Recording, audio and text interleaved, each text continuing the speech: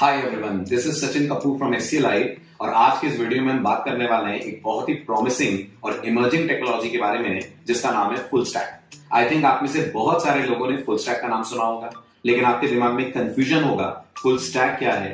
In fact बहुत सारे लोगों को ये डाउट भी होता है फुल स्टैक में स्टैक वर्ड क्यों यूज होता है। तो आज के इस वीडियो में आपके सारे कंफ्यूजन में दूर करूंगा और हम डिस्कस करने वाले हैं फुल स्टैक आज की डेट में एक बहुत ही प्रॉमिसिंग करियर ऑप्शन कैसे बन सकता है। तो शुरू करते हैं वीडियो। सबसे पहले मैं आपसे बात करूंगा वेब डेवलपमेंट के बारे में, क्योंकि फ्रेंड्स ये जो फुल स्टैक है ये वेब डेवलपमेंट का ही एक्सटेंशन है।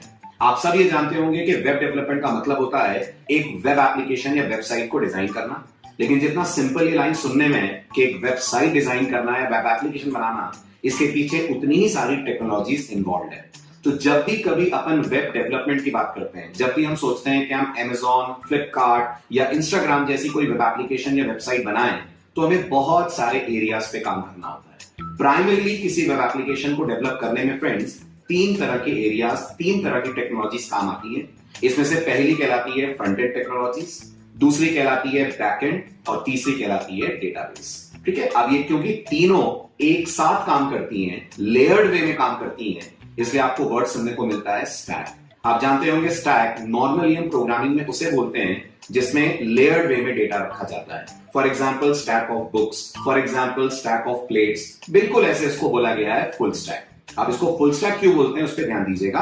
तो जब भी आप कभी वेब डेवलपमेंट के बारे में सोचते हैं, आप शुरुआत करते हैं सबसे पहले अपनी वेबसाइट का लुक एंड फील डिसाइड करके। इसको फ्रेंड्स हम बोलते हैं फ्रंट एंड वाला पार्ट। यानी जब आप कोई भी वेब एप्लीकेशन ओपन करते हैं, वेबसाइट ओपन करते हैं, अभी ज्यादा टेंशन मत लीजिएगा कि मैं कभी वेब एप्लीकेशन वेबसाइट बोल रहा हूं, ये सब हम क्लियर करेंगे आगे डिटेल्ड वीडियोस में।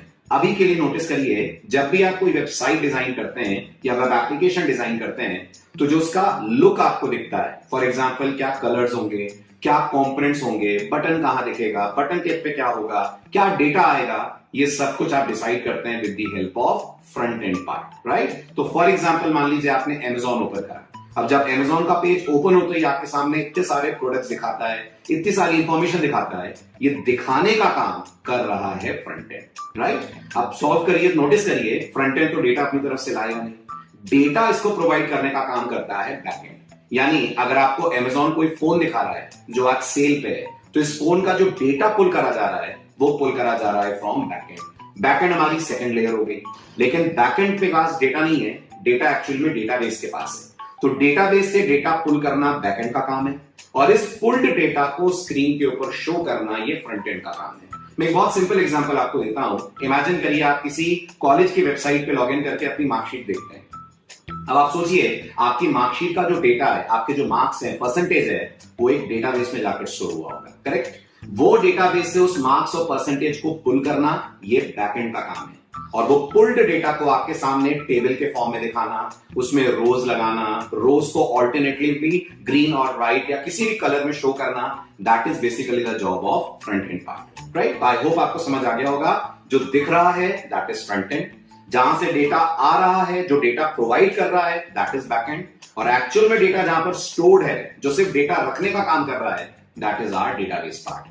अब आप अगर इन तीनों एरियाज पे काम करते हैं, अगर आप इन तीनों एरियाज पे जो टेक्नोलॉजीज लग रही हैं उन पे काम करते हैं, तो फ्रेंड्स आप बन जाते हैं full stack developer. I repeat, अगर आप डेटाबेस वाला पार्ट भी हैंडल करते हैं, अगर आप बैकएंड वाला पार्ट भी हैंडल करते हैं, जो वो कोड लिखने का काम है जो डेटाबेस से डेटा पुल करे, और उस डेटा को शो करने के लिए आप फ्रंट एंड वाला पार्ट भी सीखते हैं, तो फिर आप अपने आप को कह सकते हैं you are a full stack developer और अ फुल स्टैक इंजीनियर। अब बात करते हैं इन तीनों लेयर्स पे क्या क्या टेक्नोलॉजीज लगती हैं जो हमें सीखनी चाहिए, कैसे करेंगे हम फुल स्टैक डेवलपमेंट। तो सबसे पहले आता है फ्रंट एंड वाला पार्ट। फ्रंट एंड वाले पार्ट में आपके पास कोई चॉइस नहीं है, आपको तीन टेक्नोलॉजी सीखनी ही पड़ती हैं और ये है HTML, CSS और जावास्क्रिप्ट। मैं रिपीट करता हूं, फ्रंट एंड में कोई चॉइस नहीं है। मैं ऐसा इसलिए बोल रहा हूं क्योंकि बैकएंड और डेटाबेस में बहुत सारे ऑप्शंस हैं, लेकिन फ्रंट एंड में कोई ऑप्शन नहीं है। आपको HTML सीखनी पड़ेगी, CSS सीखनी ही पड़ेगी, जावास्क्रिप्ट सीखनी ही पड़ेगी। ये तीनों most important component, ingredient, technology, कुछ भी बोल लीजिए, जो फ्रंट एंड लेयर को डेवलप करवाने का काम करते हैं। अब बात करते हैं बैकएंड पे हम क्या कर सकते हैं। तो फ्रेंड्स बैकएंड पे अगर आपने जावा करी हुई है तो आप जावा के फ्रेमवर्क्स, जावा से आगे बढ़ सकते हैं, दैट स्प्रिंग कर सकते हैं, हाइबरनेट कर सकते हैं, एडवांस जावा कर सकते हैं। अगर आपने पाइथन करी हुई है तो आप बैकएंड वाला पार्ट जैंगो से हैंडल कर सकते हैं। और अगर आपको लग रहा है मैंने जावा या पाइथन नहीं करी है, तो बहुत इजी है आपके लिए कि आप बैकएंड वाला पार्ट नोड के थ्रू हैंडल करें। और फ्रेंड्स, जो मर्न वर्ड आपने सुना होगा उसमें जो एन आता है ये यही नोड का एन होता है।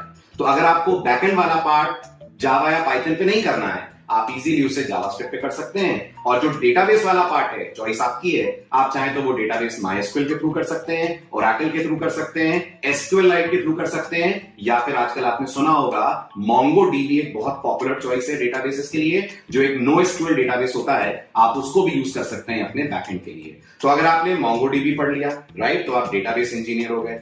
अगर आपने नोड पढ़ लिया या स्प्रिंग पढ़ लिया या Django पढ़ लिया, आप बैकएंड इंजीनियर हो गए। और अगर आपने HTML CSS जावास्क्रिप्ट भी कर ली, तो आप अपने आप में हो गए फ्रंट एंड इंजीनियर। और आपने अगर तीनों कर लिया, आई होप समझ आ गया होगा, आप हो गए फुल स्टैक इंजीनियर या फुल स्टैक डेवलपर। अब इसमें मर्न इतना ज्यादा क्यों है? आपने देखा होगा जनरली आप अगर आज जॉब साइट्स पे जाते हैं तो आपको मर्न के लिए ओपनिंग्स भी बहुत मिलती हैं, मर्न के पैकेजेस भी बहुत अच्छे हैं। तो मर्न इतना पॉपुलर क्यों है? इसका पहला सिंपलिस्टिक रीजन ये है कि क्योंकि ऑलरेडी आपने फ्रंट एंड में जावास्क्रिप्ट पढ़ी है। जैसा मैंने कहा था, फ्रंट एंड में कोई चॉइस नहीं है, आपको HTML CSS जावास्क्रिप्ट पढ़नी पड़ेगी।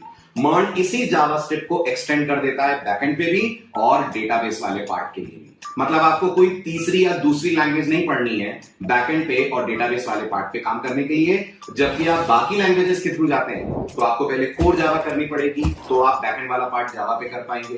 कोर जावा का फ्रंट एंड से कोई लेना देना नहीं है। पाइथन करनी पड़ेगी तो बैकएंड वाला पार्ट Django पे कर पाएंगे, पाइथन का भी फ्रंट एंड से कोई लेना देना नहीं है। लेकिन अगर आप जावास्क्रिप्ट करते हैं तो फ्रंट एंड पे तो करी है आपने, आप उसी को एक्सटेंड कर सकते हैं टुवर्ड्स द बैकएंड पार्ट, उसी को एक्सटेंड कर सकते हैं टुवर्ड्स द डेटाबेस पार्ट। उम्मीद करता हूं आपको ये समझ आया होगा कि क्यों मर्न के पॉइंट ऑफ व्यू से या फुल स्टैक के पॉइंट ऑफ व्यू से मर्न ज्यादा पॉपुलर टेक्नोलॉजी है, ज्यादा पॉपुलर ऑप्शन है। और फ्रेंड्स, इसमें आपको सैलरी पैकेजेस भी बहुत अच्छे मिलेंगे, जॉब ओपनिंग्स भी आपको बहुत अच्छी मिलेंगी जब आप यूज करेंगे मर्न को।